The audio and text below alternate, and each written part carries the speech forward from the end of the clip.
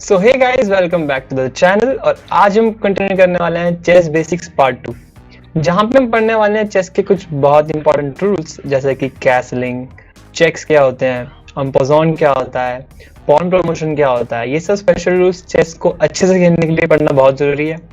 तो चलिए जल्दी शुरू करते हैं। आज का हमारा पहला topic checks. So what is a check? Check का मतलब अपोनेंट का पीस आके आपके किंग को थ्रेटन कर रहा है कि वो अगले मूव में उसको कैप्चर कर सकता है अगर आपने उसको हटाया नहीं तो। फॉर एग्जाम्पल, इस पोजीशन पे ब्लैक की क्वीन इस स्क्वायर पे आके वाइट को चेक दे सकती है, ऐसे। अब checks are always treated as priority because king is the most important piece in chess. So यहाँ पे अगर आप कोई भी दूसरा मूव करना ट्राई करेंगे तो वो नहीं होगा, क्योंकि आपका किंग चेक में है, जैसा यहाँ पे दिखा रहा है आपको। सो एक चेक को कैसे ट्रीट करते हैं, मतलब एक चेक से कैसे बचते हैं या बाहर निकलते हैं, तो उसके 3 ऑप्शन है। पहला, हम अपने किंग को ही उस पोजीशन से हिला दें जहाँ पे हमें चेक मिला है। सो हमारा जो क्वीन ने चेक दिया जिस पोजीशन में, वहाँ से किंग हट गया, आपसे किंग के पास कोई चेक नहीं है उस स्क्वायर पे। सेकेंड, हम कोई पीस से चेक को ब्लॉक कर दे। फॉर एग्जाम्पल, यहाँ पे हम इस पॉन से या इस क्वीन से इस चेक को ब्लॉक कर सकते हैं, ऐसे या ऐसे। ओके, देन थर्ड ऑप्शन हमारे पास जो है वो है कि जिस पीस ने हमें चेक दिया है हम उसी को किल कर दे। फॉर एग्जाम्पल, यहाँ पे ये नाइट इस क्वीन को किल कर सकता है, तो that is the best option, right? जिसने हमें चेक दिया उसी को मार देते हैं। There is no more check now. So this is how you get out of a check.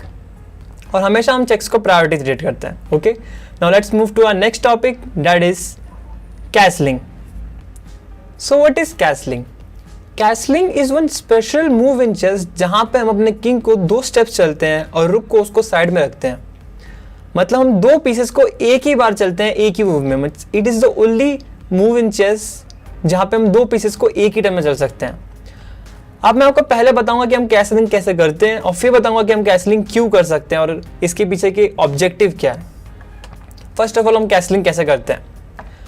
जब हमारा दोनों किंग E5 पे हो, मीन्स उनकी स्टार्टिंग पोजीशन पे हो, तब हम अपने किंग को 2 स्टेप्स चल सकते हैं, या तो राइट डायरेक्शन में या तो लेफ्ट डायरेक्शन में, मीन्स या तो किंग साइड या तो क्वीन साइड।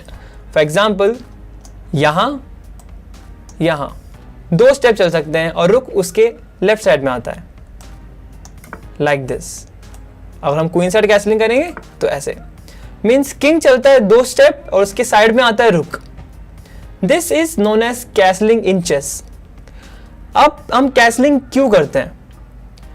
अभी आपने देखा होगा कि जब हमारे रुक्स H5 पे थे, यू सी, तो वो एक दूसरे से डिस्कनेक्टेड है बिकॉज उनके बीच में किंग्स हैं, राइट?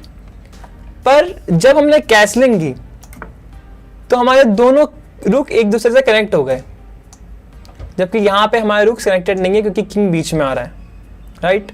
सो कैसलिंग के 2 मेन फायदे हैं। पहला, it brings the rooks in the game, मतलब ये अपने जो साइड में रुक्स हैं जो H5 पे कुछ भी नहीं कर रहे हैं बैठे बैठे, उनको मेन गेम में लाते हैं F5, यू नो। अब यहां से हम अपने किंग्स को D5 में लेके जाके अटैक कर सकते हैं, राइट?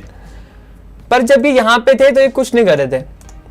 अब सेकेंड ऑब्जेक्टिव क्या है कि हम अपने किंग को सेंटर ऑफ द बोर्ड से हटा के एक कॉर्नर में रख रहे हैं, मतलब हम अपने किंग को सेफ जगह पे डाल रहे हैं और फिर अपनी गेम खेल रहे हैं। Means it brings the king to the protection and activates the rook. These are the 2 main objectives of castling. कि bring the rook into the game and put the king in the safety, right? The king is very much safe on this file rather than this file, right?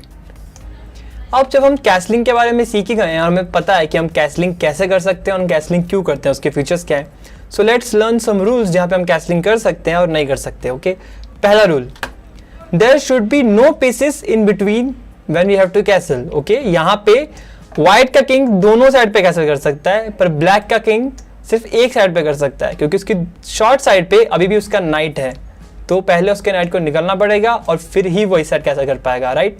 So first rule is there should be no pieces in between when you have to castle. Okay, the second rule is it should be the first move of the king and a rook. मतलब for example, अगर यहाँ पे black ने ये move चला, okay, मतलब उसने अपना हाथी हिला दिया, हाथी का फर्स्ट मूव हो गया, मतलब अब ब्लैक कैसल नहीं कर सकता लॉन्ग साइड पे, शॉर्ट साइड पे अभी भी कर सकता है नाइट को हटा के। Okay, second rule, we can not castle in check, मतलब अगर ब्लैक ने व्हाइट को यहाँ पे चेक दिया तो हम कैसलिंग नहीं कर सकते क्योंकि एक इलीगल हो जाएगा। This is a illegal move, we can not castle in the check, मतलब हमें चेक को पहले ब्लॉक करना पड़ेगा, उसी के बाद हम कैसलिंग कर सकते हैं जब हमारी मूव वापस आएगी। Okay, and the third rule is we can not castle through check, मतलब हम चेक के थ्रू पास नहीं कर सकते। यहाँ पर आप देख रहे होंगे कि मैं शॉर्ट साइड कैसल नहीं कर पाया था पहले, क्यों? क्योंकि जो बिशप है ये ऑलरेडी इस वाले स्क्वायर को एम लेके बैठा है, मतलब उस राजा को उस स्क्वायर से जाना पड़ेगा, मतलब चेक के थ्रू गुजरना पड़ेगा। सो चेक के थ्रू गुजर नहीं सकता कैसलिंग में। ओके, समझ गए आप तीन रूल्स?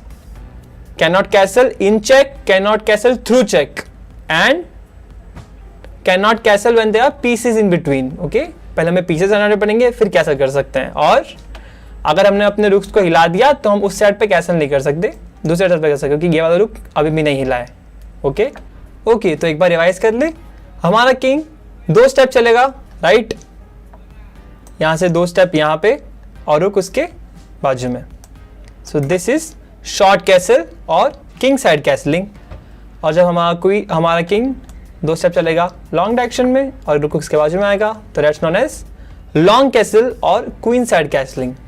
यहाँ पर देख सकते हैं इसको लॉन्ग कैसल इसलिए बोलते हैं कि रुक 3 कदम चलता है, 1 2 3, बट यहाँ पे सिर्फ 1 2 राइट, यहाँ पे आ गया king rook. Okay, so now you know what is king side castling and what is queen side castling. Let's go to our next topic, that is pawn promotion. So what is pawn promotion? Pawn promotion is a rule of chess जो कहता है कि अगर आपका pawn board के and तक पहुंच जाए, आपकी साइड से शुरुआत होकर बोर्ड के एंड तक पहुंच जाए, तो वो प्रमोट होता है into a major piece that you want. For example, यहाँ पे व्हाइट का पॉन 8th रैंक पे पहुंचने वाला है राइट। अभी ब्लैक की मूव के बाद व्हाइट का पॉन 8th रैंक पे पहुंच जाएगा, तो उसके बाद वो पॉन आगे नहीं जा सकता, तो that pawn promotes according to white's requirement. For example, अगर यहाँ ब्लैक की मूव खेलता है तो व्हाइट 8th रैंक पे पहुंच के कोई भी एक पीस में प्रमोट कर सकता है जो आप चाहें।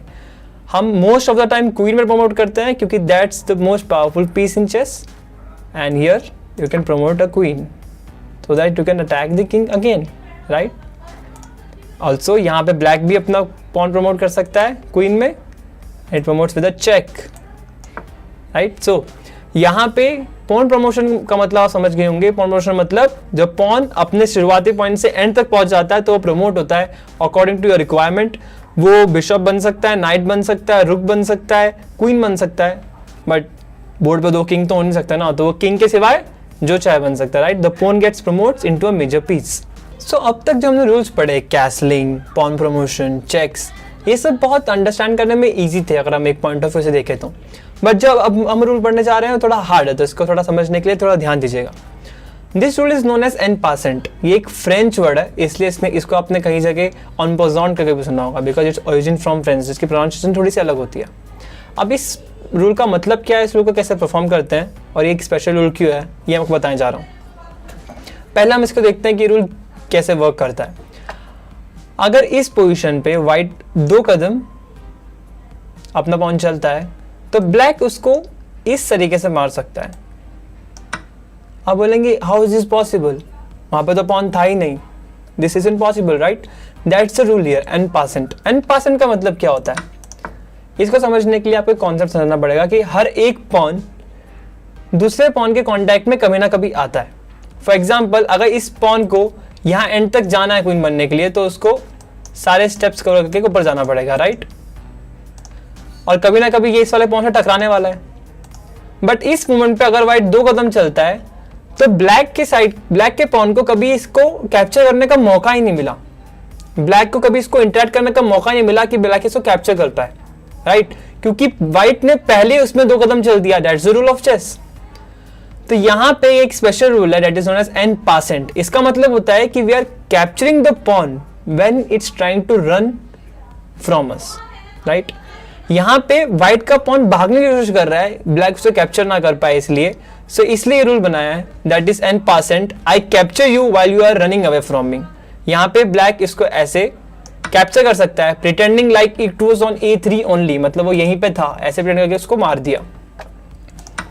अब ये रूल की क्या लिमिटेशंस हैं और ये रूल कैसे कर सकते हैं? फॉर एग्जाम्पल, अगर व्हाइट ने ये अभी चला, अब ब्लैक की बारी है और ब्लैक का मन किया कि नहीं मैं अभी राजा को चलाऊंगा, तो अब नेक्स्ट मूव में जब व्हाइट ऐसा करेगा, ब्लैक इसको एनपासन नहीं कर सकता।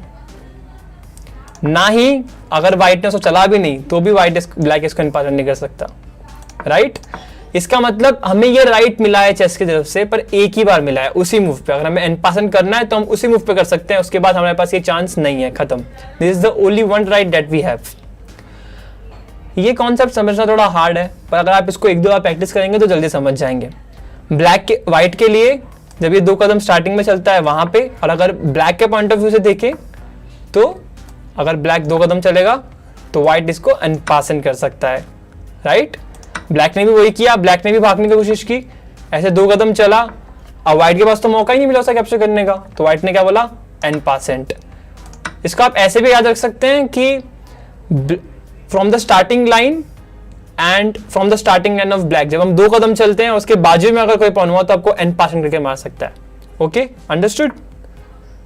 एंड ये कॉन्सेप्ट बहुत अच्छा भी है क्योंकि किसी ना किसी पॉइंट पे उनको कैप्चर करने में आना ही चाहिए था, बट वो नहीं आया। So that's the brilliant chess rule that is invented, you know. So मैं आशा करता हूँ आपको ये सब रूल्स समझ में आ गए होंगे। और अब मैं आपको कुछ पजल्स देने वाला हूँ, मतलब अब मैं आपको कुछ पोजीशंस देने वाला हूँ जो आपको मुझे सॉल्व करके उसके आंसर्स बताने हैं। मतलब इट्स लाइक योर होमवर्क। आपने जितना आज रूल्स बने हैं, पॉन प्रमोशन, कैसलिंग, एनपासेंट, इन सारे के ऊपर मैं आपको 3-4 होमवर्क दे रहा हूँ जो आपको करने चाहिए, जो मैं आपको कमेंट सेक्शन में उसके आंसर्स बताऊंगा ये वीडियो अपलोड होने के बाद। Okay, so let's see your homework. So आज का पहला क्वेश्चन, यहाँ पे व्हाइट की बारी है, व्हाइट टू मूव, और आपको बताना है कि व्हाइट कौन से साइड पे कैसे कर सकता है और क्यों। आज का दूसरा क्वेश्चन, यहाँ पे आपको बताना है कि ब्लैक कैसे व्हाइट को चेक दे सकता है और व्हाइट कैसे चेक से बच सकता है। ओके, चलिए चलते हैं हमारे third and the final question of the day पे, जो है एनपासन के ऊपर।